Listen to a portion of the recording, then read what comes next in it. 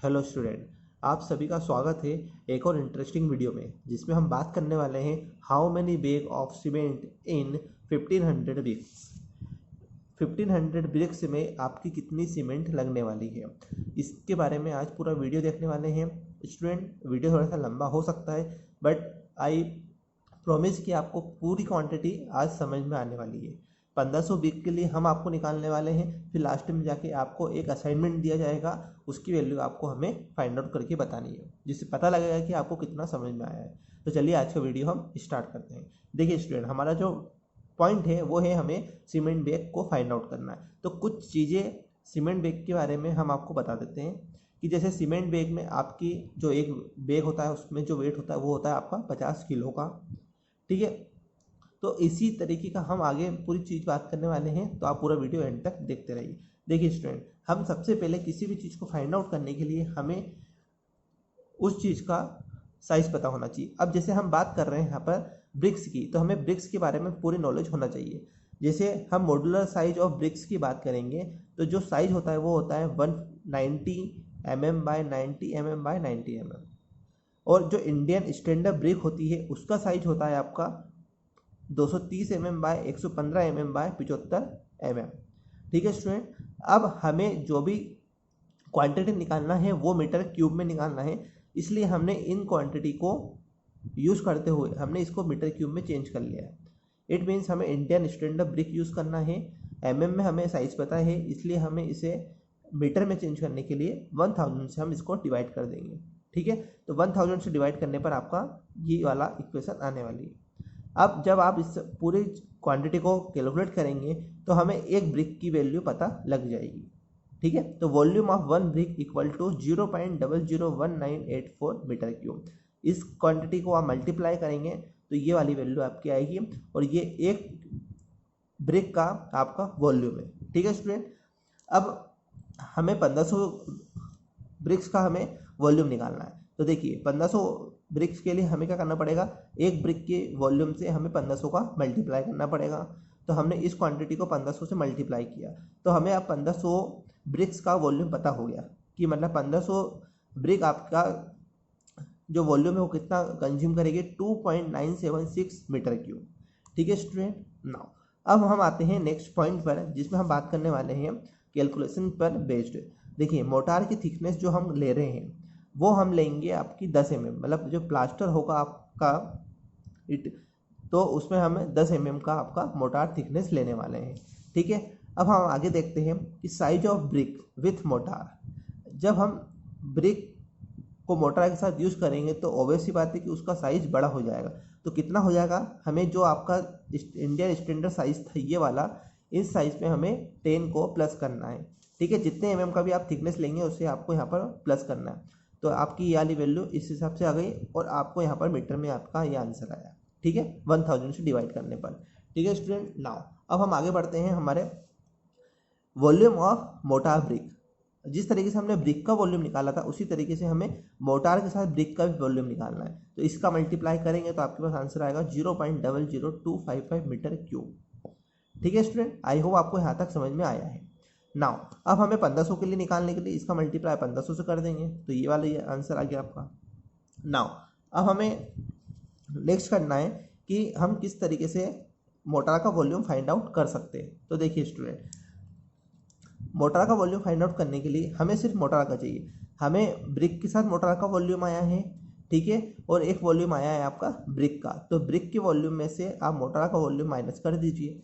ठीक है, तो आपके पास आएगा आंसर 0.849 मीटर क्यूब।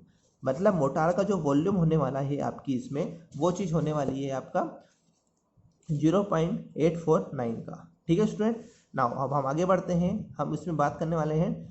अब ये जो वॉल्यूम है आपका ये है वेट वॉल्यूम, हमें ड्राई वॉल्यूम निकालना है। तो ड्राई वॉल्यूम के लिए हमें ये निकालना पड़ेगा। हमें आपको बताया है कि ड्राई वॉल्यूम के लिए जब हम मोटार की कैलकुलेशन करते हैं तो 1.33 आपको मल्टीप्लाई एक कांस्टेंट फैक्टर का मल्टीप्लाई करना पड़ता है। तो आप इस मोटार के वॉल्यूम को 1.33 से मल्टीप्लाई करेंगे तो आपके पास ड्राई वॉल्यूम आ जाएगा 1.129 मीटर क्यूब।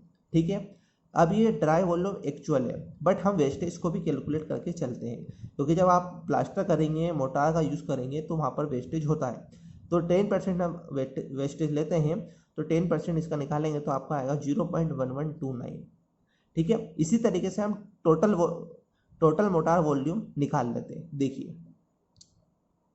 देखिए टोटल वॉल्यूम ऑफ मोटार क्या होगा आपका, जो आपका टोटल वॉल्यूम था उसमें हमने 10% को प्लस किया तो आपका आया 1.2419 मीटर क्यूब।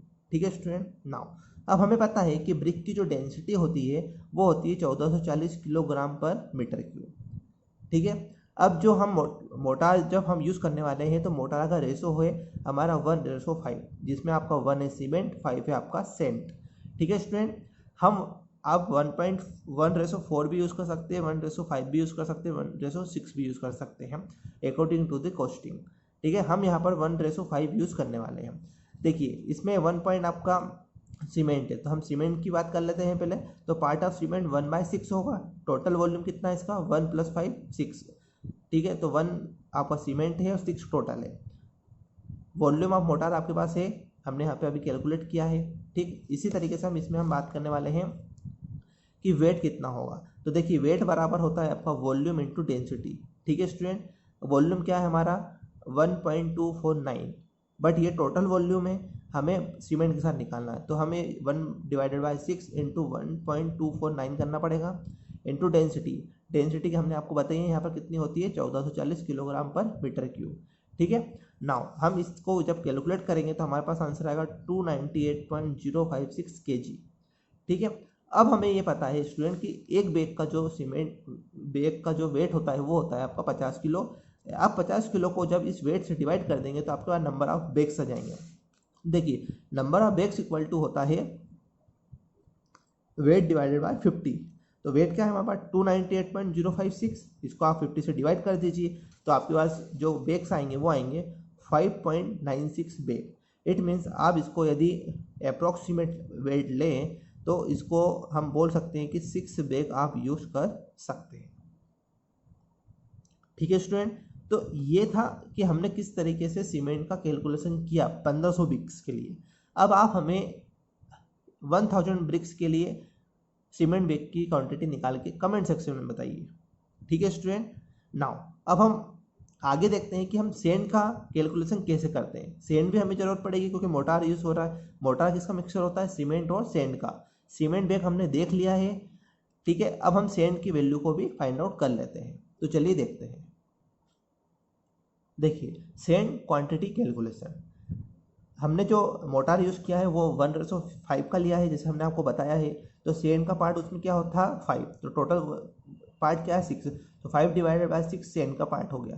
ठीक है स्टूडेंट, अब हम वॉल्यूम ऑफ मोटार हमें कितना पता है 1.2419 मीटर क्यूब हमारे पास टोटल वॉल्यूम है मोटार का।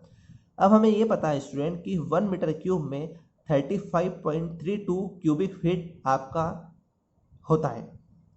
अब हम क्यूबिक फीट की बात क्यों कर रहे हैं यहाँ पर, इसको आपको समझना पड़ेगा।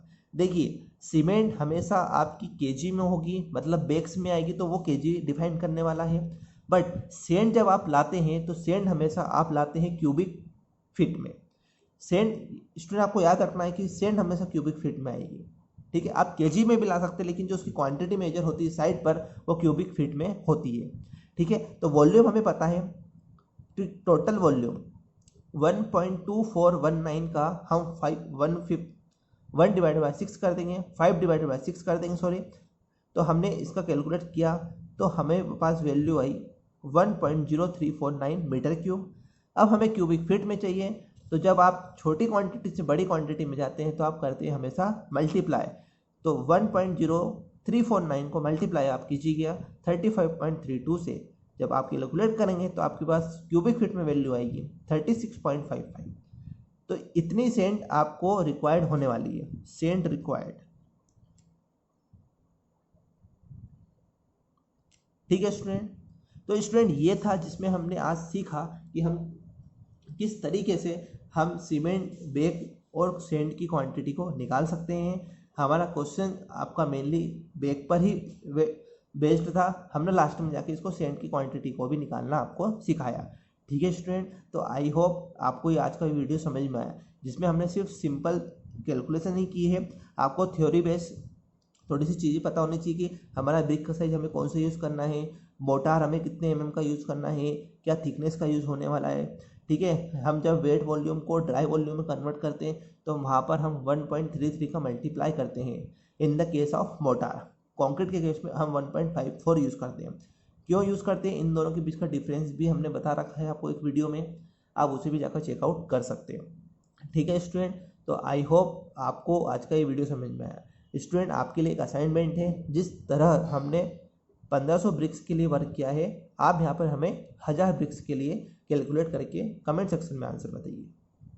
ठीक है स्टूडेंट, इसी तरीके से आप सीखने वाले हैं। यदि आप प्रैक्टिस नहीं करेंगे तो आपको कुछ भी चीज़ें समझ में नहीं आएगी। तो आई होप आपको आज का पूरा वीडियो इंटरेस्टिंग लगा है। इसे आप लाइक कीजिए, कमेंट कीजिए, अपने दोस्तों के साथ शेयर भी कीजिए, और लास्ट में जाकर आप स्टूडेंट जब पूरा वीडियो देख ले तो सब्सक्राइब कीजिए। इससे हमें मोटिवेशन होता मिलता है, और आप बेल आइकन को भी हिट कर दीजिए ताकि सभी नोटिफिकेशंस आपके सामने सही टाइम पर पहुंचती रहे और आप किसी भी वीडियो को देखने से वंचित ना रहें। तो अब मिलते हैं हमारे नेक्स्ट वीडियो में। ठीक है student, thank you for the watching.